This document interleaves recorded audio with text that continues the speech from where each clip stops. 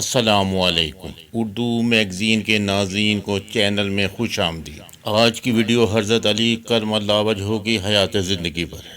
21 رمضان المبارک اس ہستی کی شہادت کا دن ہے جس کے بارے میں کہا گیا ہے کہ ان کی شہادت کے ساتھ ہی اسلام کی تاریخ کا درخشاں باب ختم ہو گیا۔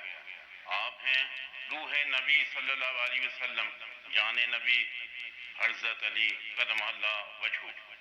موضوعات میں شامل ہیں آپ کا حسب نسب، حلیہ مبارک، علی کی محض سے رسول اللہ کی لحد تک کا سفر، شان علی بزبان نبی صلی اللہ علیہ وسلم۔ تو شروع کرتے ہیں۔ حضرت علی کرم اللہ وجہہ رسول اللہ صلی اللہ علیہ وسلم کا چچا زاد اور داماد ہیں۔ آپ کا نام علی، کنیت ابو الحسن اور ابو تراب، لقب حیدر، مرتضی، شیر خدا، مشکل کشا، حیدر کرار، باب المدینہ العلم، خطاب، امیر المومنین، عرب میں آپ جانے جاتے ہیں سیدنا علی، عرب و عجم میں امام علی، برِ صغیر پاک و ہند میں مولا علی، دعائیہ القاب کرم اللہ وجہہ علیہ السلام رضی اللہ عنہ۔ آپ 13 رجب 23 برس قبل ہجری 17 مارچ 599 عیسوی کو کعبہ میں پیدا ہوئے۔ آپ کے والد ابو طالب اور والدہ فاطمہ بنت اسد ہیں۔ آپ کی والدہ حضرت ابو طالب اور رسول اللہ صلی اللہ علیہ وسلم کے والد سیدنا عبداللہ کی چچا زاد ہیں۔ اس لحاظ سے آپ نجیب طرفین ہاشمی ہیں۔ جب آپ پیدا ہوئے اس وقت رسول اللہ صلی اللہ علیہ وسلم کی عمر مبارک 30 برس تھی۔ آپ کی پیدائش کی خبر سن کر رسول اللہ صلی اللہ علیہ وسلم اپنے چچا حضرت ابو طالب کے گھر تشریف لائے اور آپ کو کھجور چھپا کر گٹھی دی۔ حضرت ابو طالب کثیر الاولاد تھے۔ مکہ میں قحط کی وجہ سے رسول اللہ صلی اللہ علیہ وسلم نے حضرت علی کی پرورش کی ذمہ داری خود لے لی اور رسول اللہ صلی اللہ علیہ وسلم کی تربیت کے نتیجے میں آپ باب العلم خیبر شکن بنے اور آپ نے شیر افغن قوت پائی۔ حلیہ مبارک، حضرت علی کرم اللہ وجہہ کا حلیہ مبارک اس طرح ہے کہ آپ کا قد درمیانہ، رنگ گندمی گو، آنکھیں بڑی بڑی، چہرہ مبارک پر رونق، خوبصورت، سینہ چوڑا، تمام بدن گٹھا ہوا، مضبوط، پیٹ بڑا اور نکلا ہوا، سر پر بال نہ تھے، ریش مبارک بڑی اور اتنی چوڑی تھی کہ ایک کاندھے سے دوسرے کاندھے تک پھیلی ہوئی۔ حضرت علی کی محبت محض سے رسول اللہ صلی اللہ علیہ وسلم کی لحد تک۔ حضرت علی کرم اللہ وجہہ کو بچوں میں سب سے پہلے اسلام لانے اور نماز ادا کرنے کا شرف حاصل ہے۔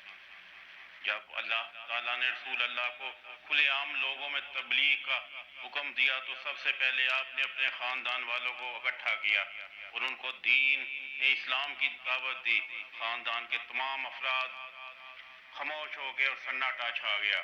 اسی اسلام میں نوعمر مولا علی اٹھے اور آپ نے فرمایا، اگرچہ مجھے اشوب چشم ہے اور میری ٹانگیں کمزور ہیں، میں آپ کا ساتھ دوں گا اور جو آپ سے جنگ کرے گا میں اس سے جنگ کروں گا۔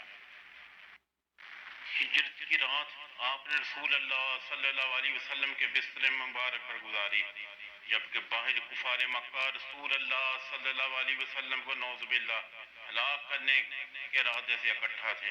رسول اللہ صلی اللہ علیہ وسلم سورۃ یاسین کی 9ویں آیت مبارکہ وَجَعَلْنَا مِن بَيْنِ أَيْدِيهِمْ سَدًّا وَمِنْ خَلْفِهِمْ سَدًّا فَأَغْشَيْنَاهُمْ فَهُمْ لَا يُبْصِرُونَ کی تلاوت کرتے ہوئے کفار مکہ کے درمیان سے ہو کر گزر گئے اور ان کو علم ہی نہ ہو سکا کہ بستر پر جس میں نبی صلی اللہ علیہ وسلم سویا ہوا ہے یا جان نبی حضرت علی سوئے ہوئے ہیں۔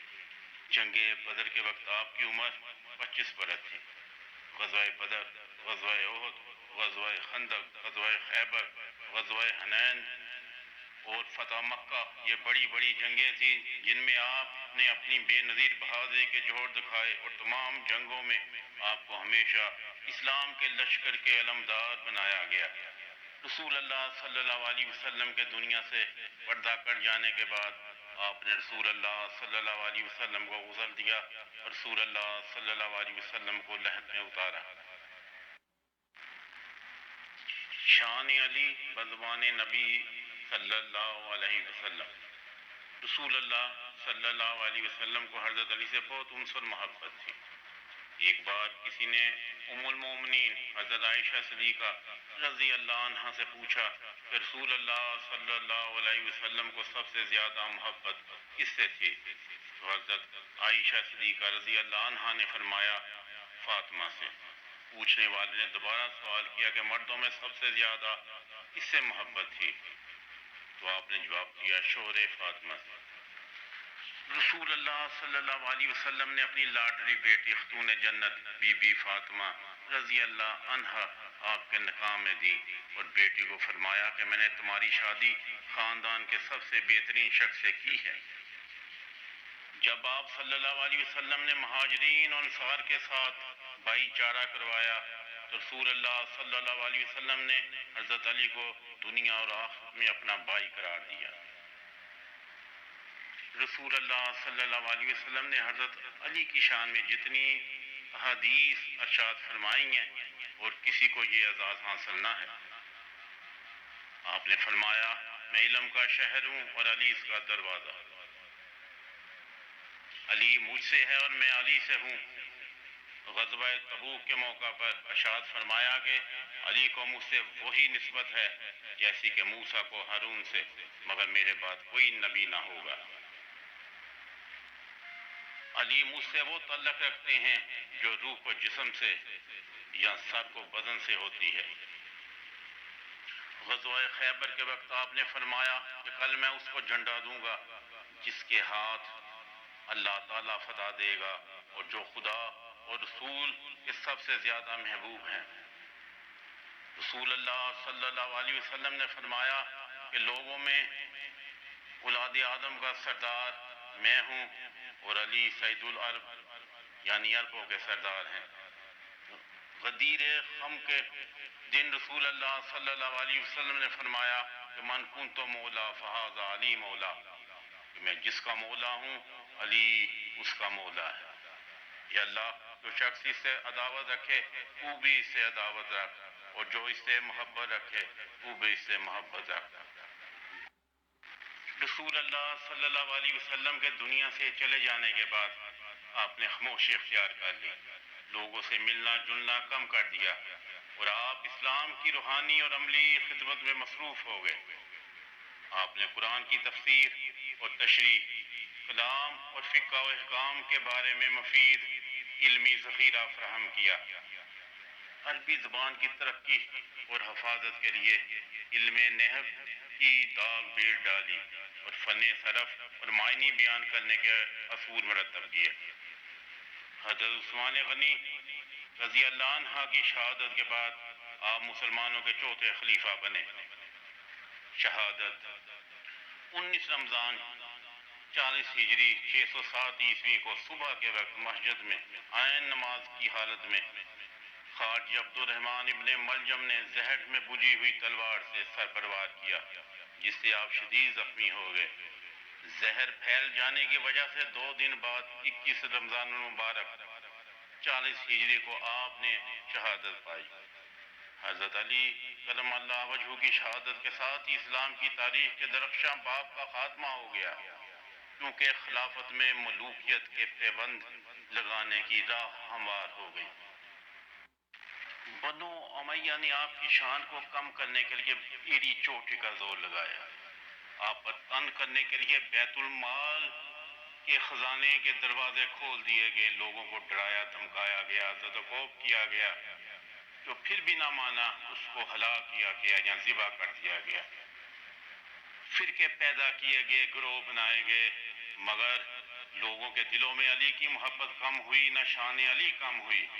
علی کے دشمنوں کی نسلیں تباہ ہو گئی۔ علی آج بھی اپنی پوری آن شان بان حشمت و جلال کے ساتھ کھڑا ہے۔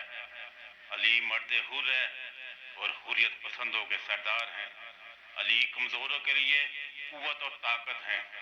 علی درویشوں کے لیے سکون قلندروں کا جنون ہے۔ علی پیروں کے پیر ہیں، طریقت کے تمام سلسلے سوائے نقش بندیہ کے علی پر جا کر ملتے ہیں اور رسول اللہ صلی اللہ علیہ وسلم میں ضم ہو جاتے ہیں۔ آج تک نعرہ حیدری کے مقابلے کا نعرہ نہ بنایا جا سکا اور نہ بنایا جا سکے گا۔ قرآن نے گارنٹی دی ہے کہ زمین کے وارث نیک لوگ ہی ہوں گے۔ رسول اللہ صلی اللہ علیہ وسلم نے فرمایا من کنتو مولا فہذا علی مولا۔ امیر خسرو فرماتے ہیں من کنتو مولا فہذا علی مولا۔ شاہ مرداں شیر یزداں قوت پیغمبر دیوار